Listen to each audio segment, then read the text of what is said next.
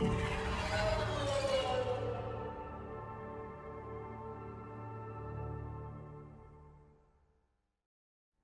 Apex Agents, it's Mobius Y here with another video for Mass Effect Andromeda's multiplayer. So this is part 2 of today's character build guide on the Krogan Engineer, with some gameplay on gold difficulty. We got Fire-based Sandstorm against the Ket faction. So this game went really well, had some very respectable and competent teammates. I kind of looked like the stinker that was bringing the team down because I wind up getting downed about 5 or 6 times throughout this game. So my situational awareness was kind of in the toilet this match, unfortunately. But it still does show off the damage capabilities of the Krogan Engineer, both with her powers, with the weapons that I have equipped, particularly the Venom, because I don't think I pull out the Falcon at all this match, and even comboing with her melee. So, as I said, the bread and butter with this particular character build is to use the Incinerate Overload combo to set off fire explosions, and you'll see they're extremely handy against the Fiend boss on later waves, which is an armored opponent, so the Incinerate power and the fire explosions that happen from detonating with Overload all do bonus damage to a Fiend, and it takes off fairly sizable chunks of its hit point pool, and because it's an armored enemy, it doesn't necessarily, what's the phrase I'm looking for? It doesn't necessarily take shots from your weapons very well, because unlike the human engineer, the Krogan Engineer doesn't really have a constant armor debuffing capability like the human engineer does with Cryo Beam. So you're pretty much just relying on raw damage output as well as the elemental defense debuff that the rank 6 of offensive tech will give you as well. So you'll see a fair bit of gunplay here. The Venom is a pretty quirky, pretty clunky gun. You got to get used to knowing when's a good time to use the charge mechanic in order to shoot out all the bomblets at your impact point, but you also got to know when to just shoot a simple round in their face. It still does quite a bit of damage when you just shoot somebody in the face. To be fair, my Venom is rank 9, so it will probably do more damage than a lot of newer players who have just recently unlocked it, but not a huge deal more. The Venom still will do pretty good area damage, and it will actually prime enemies really well with a particular ammo booster. In this case, I had Disruptor ammo on, so you'll see it a couple times where I prime them for tech bursts just by shooting people, which is really effective, and that's part of the reason why I definitely recommend, if you prefer it, take the rank 6 detonator upgrade on Incinerate. If you like the double projectile, but you really just want the extra versatility of having a second detonator power, by all means take the detonator upgrade at rank 6 of Incinerate. It will help out a lot because you can set off tech bursts after you prime them with Overload, or after you prime them by shooting them in the face with your Venom or your Falcon or whatever weapon you feel like using. Speaking of weapons, I highly recommend, if you do use other guns on this character, don't use high magazine, fully automatic guns, particularly things like the Revenant or the Cyclone, or possibly even things like the Hurricane or the Roserad.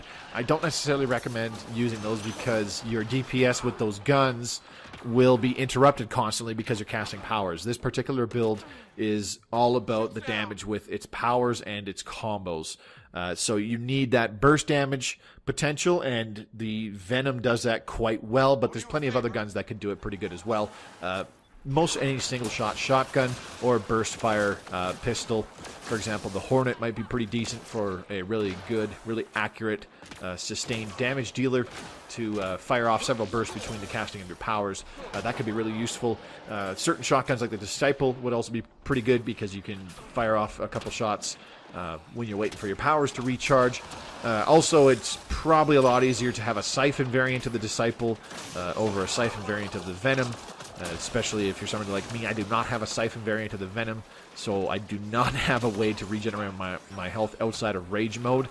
So using a Siphon variant of something like the Disciple or the Roserad, not the Ruzad shotgun would probably be extremely useful if you're trying to maximize your survivability, your tankiness, and you're okay playing a more close combat sort of gameplay there. Speaking of close combat, something I didn't really iterate enough, don't forget to use your melee. You'll see me do it several times throughout this game. It's not like the character is built around melee damage, but it still gets quite a good amount of melee damage bonuses, especially when inactive, especially when rage mode is enacted. You still get, I believe, a 25% base melee damage bonus from rage just by putting that skill tree up to rank 1, and you still get a couple additional rage melee damage bonuses as you continue on down that skill tree without even picking those options necessarily. So those combined with the melee damage bonus from the veteran bonuses for getting the character from ranks 11 through 20, the melee actually hits quite hard. So, as I said, don't forget to use it. You'll see me do it several times in this game. I'm able to 2-hit kill a single Wraith by just headbutting it. I'm able to 2-hit kill Ket Chosen by simply headbutting them. And it's really effective and one of the best ways to either trigger or maintain your rage bonus as much as possible, because they're well within that 15-meter kill radius that is required to trigger or refresh rage. So you'll see that going on a lot this gameplay. But as I said, largely the bread and butter is to, shoot a couple venom rounds at any enemies, try and de-shield as many enemies as possible, and then hit some people with an incinerate.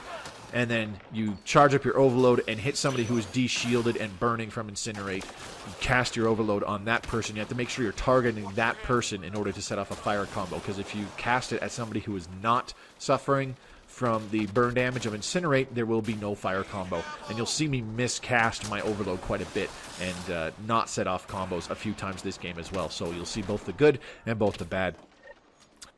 One last thing to not forget is to throw down your turret, not necessarily as often as possible, but just, remember to throw it out there here and there, even if it's just at the very beginning of every wave, which even I forget to do quite regularly, as it will draw some aggro from you and your teammates, as well as dish out a little bit of damage while it's alive before it gets destroyed or before you throw down a new one. So be sure to remember to use all those tools at your disposal: your melee, your assault turret, your weapons, your powers, and use in proper combos.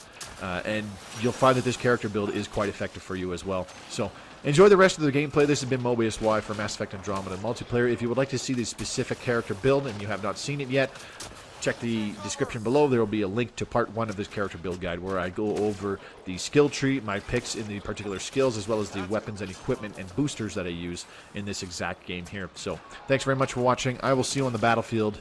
This has been Mobius Y for Mass Effect Andromeda. Good luck, Apex agents.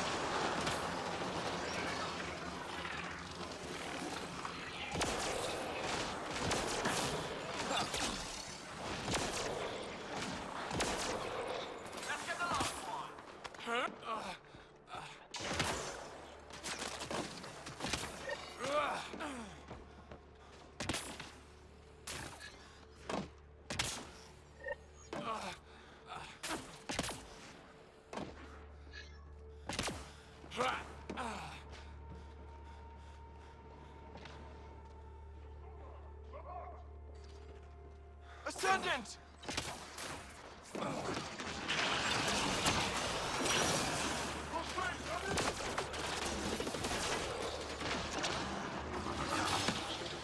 Lost my shield!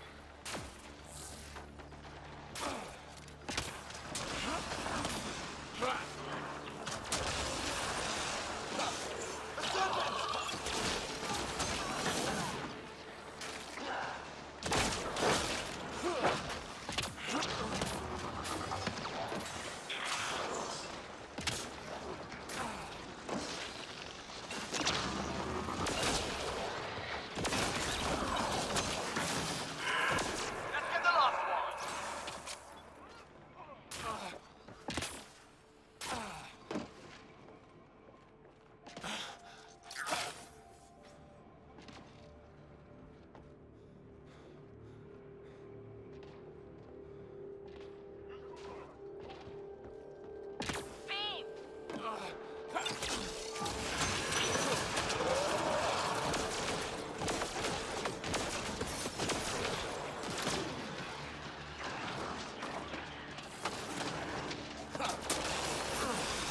my shields!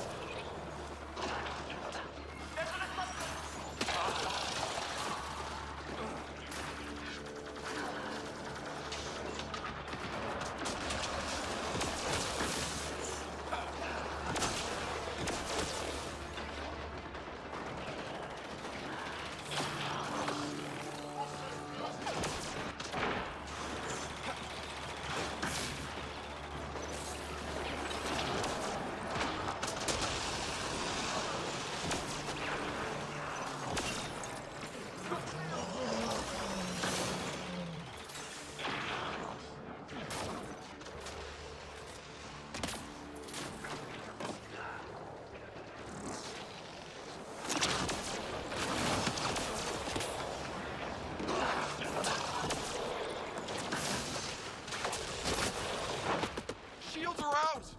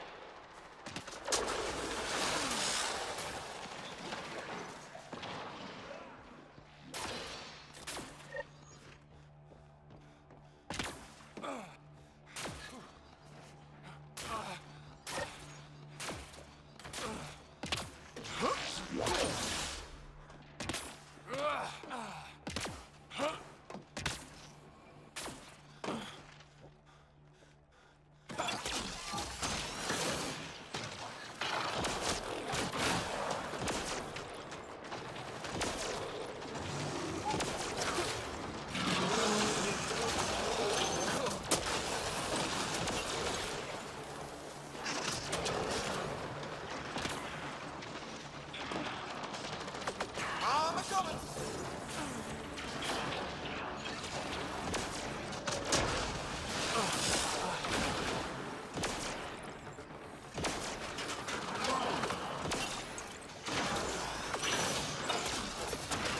Shields are out!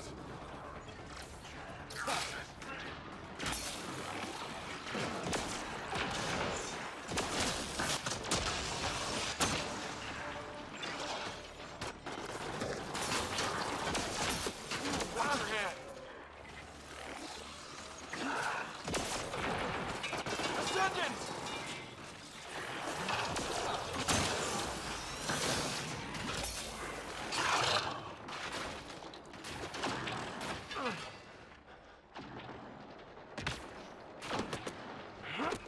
Shields down!